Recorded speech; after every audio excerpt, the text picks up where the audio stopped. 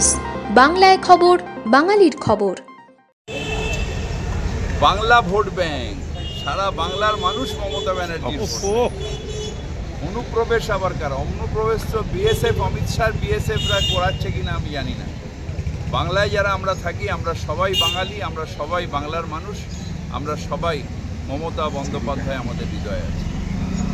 ওরা ওই ধারণা নিয়ে রয়েছে অনুপ্রবেশ, এই করে ওরা ধর্মীয় সমীকরণের কথা বলছে, ধর্মীয় বিভাজনের কথা বলছে।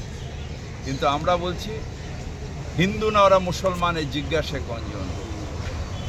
মমতা ব্যানার্জি কাণ্ডারি বলো, এরা মানুষ, সন্তান মোর মান।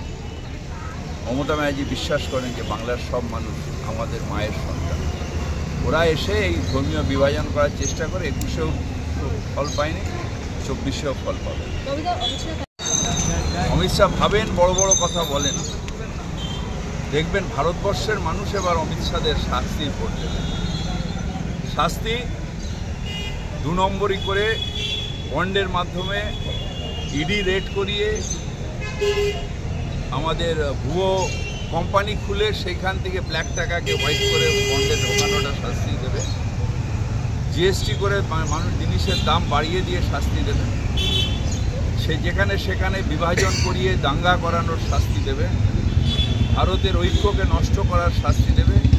মূল্যবৃদ্ধি হাহাকার রয়েছে তার শাস্তি দেবে। বেকারত্বের শাস্তি দেবে। অনেকগুলো শাস্তি অমিত শাহের জন্য, নরেন্দ্র মোদীদের জন্য অপেক্ষা করছে।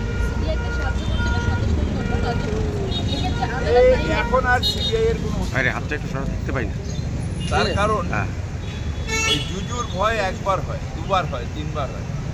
এখন তো সিবিআইকে যা তৈরি করে দিয়েছে বিজেপি, এখন ট্রাফিক পুলিশকে যেরকম মানুষ আর মানে না, সিবিআইকে মানে সিরিয়াসলি ভয় পাই না। আগে সিবিআইকে আমরা ভয় পেতাম। সিবিআই মানে বছরে 2 বছরে একবার একটা সিবিআই হতো, সিবিআই হচ্ছে সিবিআই। এখন কিছুটা চ্যানেলে সিবিআইকে ভয় পায়, কিন্তু মানুষের মধ্যে আর সেই এটাও নেই। তার কারণ তাদের কোনো নিট ফল নেই, আজ পর্যন্ত কোনো ইনভেস্টিগেশনের ফল নেই। সুতরাং আমরা অত চিন্তা করব না। ওরা ভাবছে যে সিআরপিএফ দিয়ে ভোট হবে না, মানুষ ভোট করবে, মানুষ ভোট করবে। গব্বর সিং ভাবতো যে শামা আর কালিয়ান দিয়ে ভোট হয়। এও ভারতবর্ষের গব্বর সিংও তাই ভাবে যে সেন্ট্রাল ফোর্স, সেন্ট্রাল এজেন্সি দিয়ে ভোট হয় না। মানুষ ভোট দেয়, সবার উপরে মানুষ সত্য, তাহার উপরে নাই। আপনার কথা আমাদের খবরগুলি নিয়মিত দেখতে চ্যানেলটি সাবস্ক্রাইব করুন এবং বেল আইকনটি ক্লিক করুন।